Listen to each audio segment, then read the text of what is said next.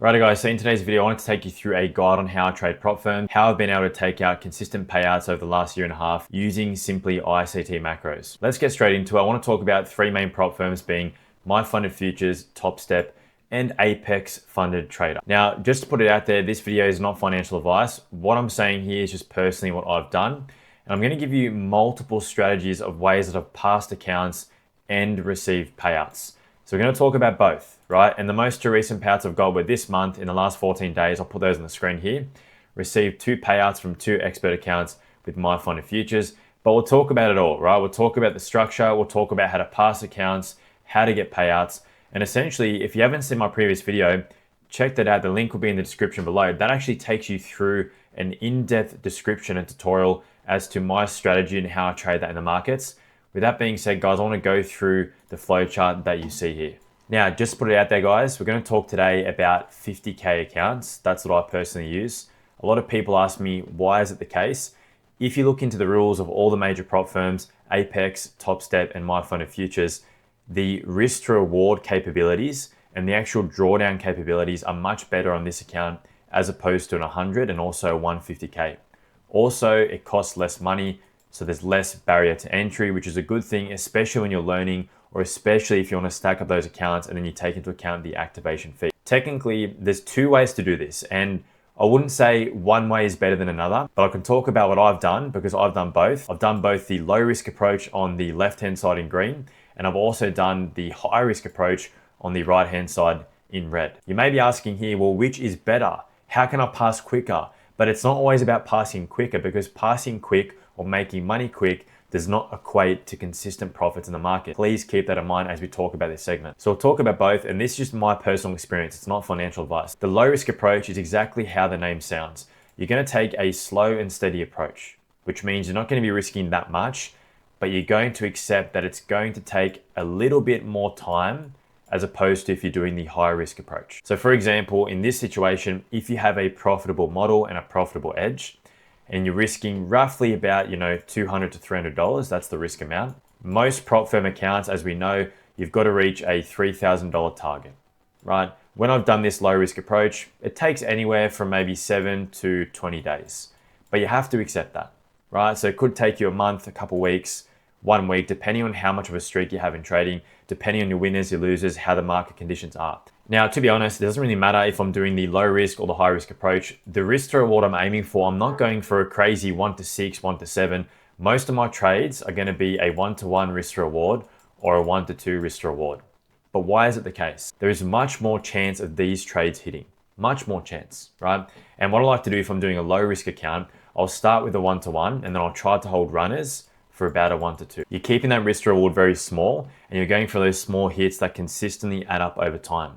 This will keep your psychology in check. It'll allow your account to actually grow steadily, right? And you're not going to get too much growth too soon and then completely go on tilt and go off the rails. The high risk approach on the other side is what I do. Now keep this in mind. If you've got no experience, I would not be doing this. Don't do that. Not for you, right? You're only doing a high risk approach or considering the high risk approach if you've proven to yourself that you have a profitable model and you can pass prop firm accounts in the normal way. So here you're spending more money. Over here, you're spending more time. Which one is more important to you? Which one do you want to spend more of? That's up to you, and that's a personal choice. You're going to be trading very aggressive to pass the eval. What I do, I trade aggressive to pass the eval, and then I slow it down in the funded stage. Aggressive and then slow it down. If you take your notes, for me in this case, the risk amount on a funded account or an eval stage, is roughly between about $500 to $800. A lot of people might be saying, whoa, that's a lot of money. So the way I see it is this, right? On a normal account, you have around $2,000 of drawdown for a $50,000 account. So if I'm risking $500 per trade, I can have 4 losers in a row before I lose the account. If I'm risking $800 per trade, I've got roughly about 2.5 before I lose the account. But what are the chances? What are the probabilities? And this is where you have to collect data. And this is why this high risk approach is not for everyone. I'm at a point now in my trading, a lot of people are, and are progressing to that point where I've gotten payouts consistently month on end. I've cycled through accounts. I've tried different prop firms. I know what works for me. I know what my win rate is and the chance of things happening over a long period of time. And based on that, I'm comfortable to risk this amount. I'm comfortable to lose one account to pass two. I'm comfortable to lose two accounts to pass three or four. I'm happy for that to happen. But again, that comes with experience in being able to prove to yourself that you can actually get a payout, which takes time to do. A lot of people ask me, what is my model? How do I get payouts? How consistent are my payouts? What am I aiming for? What are my goals? And I'm going to simplify this with a tree diagram. Now, if you want the full in-depth guide into how I trade, check out the video. I'll put that in the description below. Again, check it out. It's a really simple video, 16 minutes. I pretty much trade macros, ICT macros, inversion, fair value gaps, and low resistance. That's pretty much it. And I mainly trade the Asian and the London session. But again, this can apply for any session, guys. Doesn't matter. You can trade New York session. I have done that before. PM session, have done that before. And it's profitable in all those sessions as long as you collect data on when it works and when it doesn't. So what is this tree model, you might ask? Like, what am I doing here? Why am I drawing a tree? Why is this important? Well, this whole tree model represents how I trade, because a tree is a really good analogy for how I trade and how I actually represent my strategy to many people that I teach. Think of this trunk as the base model, right? You've got the tree trunk, you've got the branches, you've got the leaves. It's all a part of the tree, right? They're all important to sustain life for that tree. The same with my models or my strategies, right?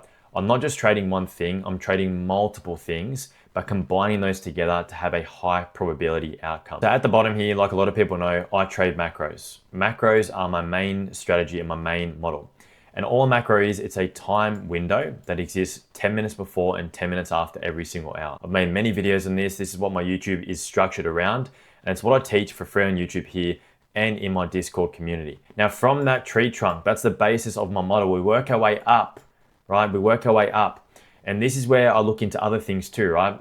15-minute fair value gaps, premium and discount ranges, inversion fair value gaps, how impulsive are the candles, optimal trade entry, SMT, low resistance liquidity, all these things build the branches of the tree. Now, of course, macros is my main model. I mainly trade macros, and people always ask me, they say, Ruben, do you trade outside of macros at all? And the answer is yes. So I would say about 85% to 90% of my trades occur within that macro window, or 5 minutes before and 5 minutes after. But here's the catch. These are all important things. All these things that make up the branches of my tree model, my macro model, allow me to take advantage of different market conditions. So for example, the market could be doing this, trending up, and I can take trend continuations. I can also use this framework to take reversals. I can also take pullbacks. I can also trade when most think it's too choppy because I'm scalping the range. So all these things combined are things that I've learned from ICT, I've learned by myself, I've learned by observing the markets, and this is what I teach for free on YouTube and also my premium Discord, how to combine all these things together to phrase a high probability model. I think mechanical trading can work in some conditions, but you need to have some kind of flexibility in the market. These things allow me to have flexibility. How many things do we have here? Macros being number one, right? We can tick that off the list. Number one. 15-minute fair value gaps, number two. Inversions, number three. Optimal trade entry, 4, 5, 6, 7, 8. 8 combinations of things that can present that allow me to enter a trade.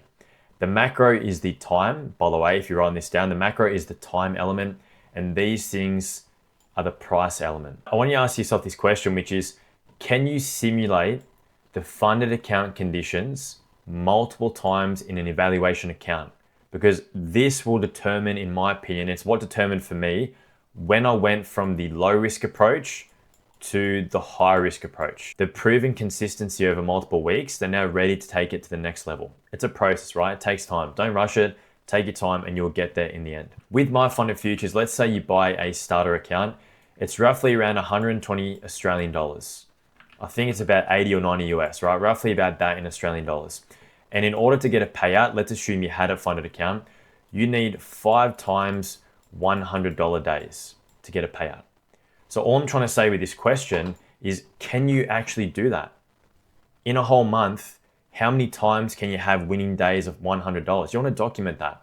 So in my opinion, if you can do this, right? If you can do this in an eval account and you're trying it out, and you can do that multiple times in a month for multiple months in a row, then you can consider moving on to the high risk approach that we talked about earlier. Again, it's a consideration based on your personal preferences and your circumstances. If you're having one winning day and then you're losing $800 and then you're winning $200 and you're losing $600, you're not ready at all. You're not ready to do a high risk approach. You may as well stick to the low risk approach, work on your edge, work on your emotion, psychology, And these things as well, guys, with prop firms, they can play with your mind. There's a lot of ways they do that, but it takes time to develop that mental focus. It's not something that I can teach you. It's not something that someone else can teach you. It's also not something that you can watch a YouTube video about and fix straight away. Everyone has a different catalyst as to when they change. For me, it was a lot of wasted money, a lot of wasted time, and I just got sick of it. So I made the choice, the conscious choice to do things differently. And even after I made that choice, did I still make mistakes? Yes. Even now, do I still make mistakes? Yes. But I make less mistakes over time. So it's not about perfection, it's about doing things better as the time goes on. And those prop firms are Top Step and My Fund of Futures. I have in the past traded with Apex. I've got nothing against them. Multiple payouts with Apex. They're completely fine. We're going to talk about all of them. So whatever's relevant to you, take that away. That's completely fine. And we'll start with Apex, right? So the rules have changed. I believe it's around 10 trading days now still. When I was trading, it was very similar. But I want you to actually have a look at what I've circled here in red, right? The time to passing. So my funded futures accounts, you can pass these in one day, right? You can pass in one day, you can pass in one day. Apex, you can also pass in one day. Top Step's the only one that technically it takes minimum of 2 days to pass. There's a little buffer, right? If you make 1,505, 1,502, 1,504, whatever, you'll pass the account. But the rules are slightly different, right? So we've talked about passing high risk and then low risk approaches. You choose what's best for you. One's going to take more time, one's going to take less time. And just so you know, right, there will be times if you're doing the high risk approach where you might have a losing streak. Your account starts here and you just go like this and your account's gone. That can happen, right? A lot of the time with a low risk approach, it'll be more balanced like this. And then eventually you'll grow the account and you'll grow it to the passing level. So high risk, it'll be quick, either down or it'll be like this for a little bit and then up or down, or you're just going to pass it in a few days. Low risk is just going to be more fluctuations in that, in that range. That's how it is, and you have to accept, the negatives and positives that come with that. But from my experience, they take a lot longer to process the approvals for payouts. That's my experience. They do pay out, and they never denied me payouts because I followed the rules, but they took longer. There was no guarantee. It could have been 3 days, 4 days, 10 business days, but they did pay out. Let's leave that there.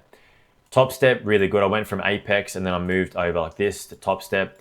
And Top Step, my approach with these accounts was as follows, right? I did a few things, right? So on some accounts, I just did the slow and steady grind, going for base hits, and then I took a payout. And then sometimes what will happen is I lose the account. Other times I build it back up, take a payout, and the same process repeats. You can also do this, which I've done personally. You can try to have a big few days like this, and then you kind of just cruise to payout. That's one way to do it as well. So again, there's high risk and low risk approaches to prop firms. Top Step, the reason why I like Top Step, they've never been delayed in terms of payouts, right? All you need is 5 winning days of $200 or more. So realistically, in an account when you're funded, you could risk roughly about $150 a trade, or you could even risk $200 per trade. And all you've got to go for here is roughly about a 1-to-1 risk to reward. That's it. Once it's done, close it, lock yourself out, move on to the next day. You could win the first day, right? Tick. Lose the second day, win, lose, and eventually you're going to get those 5 winning days. Whether or not you want to take a payout there is completely up to you. Now let's assume after 5 winning days, your account balance is at, $1,000. Let's say it's around that. Now you have the choice here because you can take 50% of those earnings out. But what's going to happen if you do that? You're going to be left with only $500 of drawdown. Now, in the past, I've had situations like this when I first started. And what did I personally do? I took the money out because I wanted the feeling of a payout. I wanted the feeling to prove to myself that I could get tangible money out and it reached my bank account that I could save, that I could invest, that I could use. That was me personally. A lot of people are like that. Some people say, no, don't take the payout, continue to build it up. And I've also done that. You have to accept in this situation, right? If you take that payout and all you have is $1,000 in your account, you could lose the account. You could.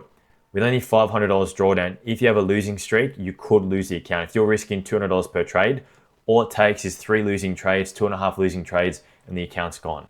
Maybe what you do here is you take out, 30% or 20%. And instead of taking out, $500, maybe you just take out $250. Leave yourself with $750 in the account, which is more of a drawdown buffer, and then just reduce your risk. Right? So these are ways to talk about it, the ways to do it. It just depends on what your account balance is after those 5 days. My first account that I got my first payout on, I lost it. And also my first account that I got passed with TopStep, I lost it before I even got a payout. So these are the things, right? What if, for example, you make $1,000 after 5 days, you say to yourself, okay, I want to build it up to 4,000. But what if in that process, something goes wrong psychologically, you go on tilt and then you lose the account? You're probably thinking, I wish I took out a little bit. I wish I took out something. At least so I'll pay back the account fee, and at least so that accounts break even, it's now house money. For me, I've got payouts with all of them. Now I'm using my fund of futures and TopStep. But here's the thing, right? These accounts are made to be tricky. They're not made to be easy. There's rules that you got to follow. So you've got to study those rules. And for me, based on all the rules of these prop firms, whether it's trailing drawdown, whether it's not an issue if you go for a 1-to-1 risk to reward or a 1-to-2. If you're trying to spam 1-to-4s, yes, trailing drawdown can get you. But I've never had an issue with trailing drawdown, even with Apex. It's not the end of the world if you're trading properly, if you're using sound risk management, and if you're targeting less risk to reward, you'd be sweet. That's what I'm going to leave it at.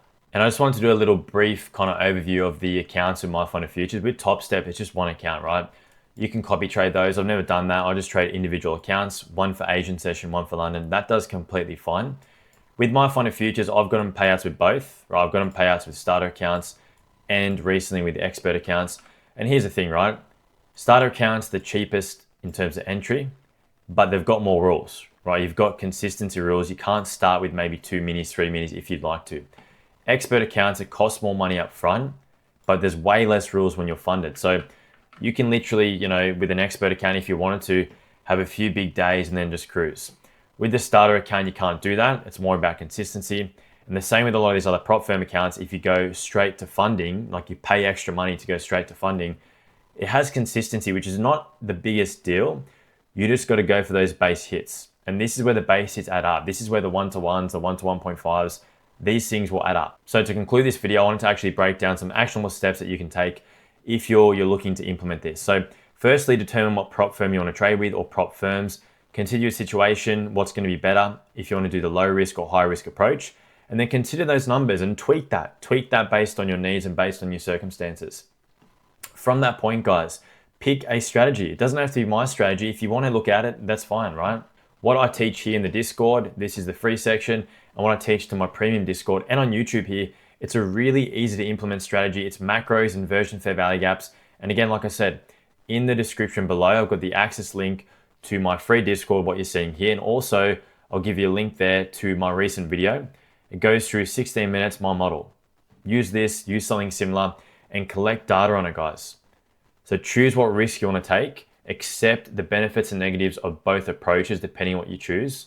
Start with a prop firm, look into their rules, and then see if you can satisfy the criteria required for the payout. If you can do that multiple times, you're then potentially ready to go the high risk approach.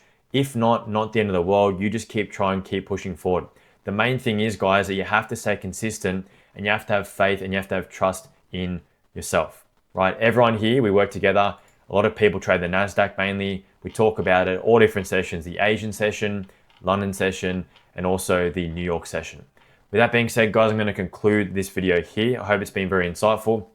Next video is going to be a question and answer video. So every question, if you haven't joined my Discord, join below. You can see every question people have been asking here. This is going to be answered in a separate video. We've had heaps of questions come through, right? I'm going to answer these in a separate video. So if you haven't joined, join below. And I hope everyone has a great Easter long weekend. We'll talk very soon. Peace out.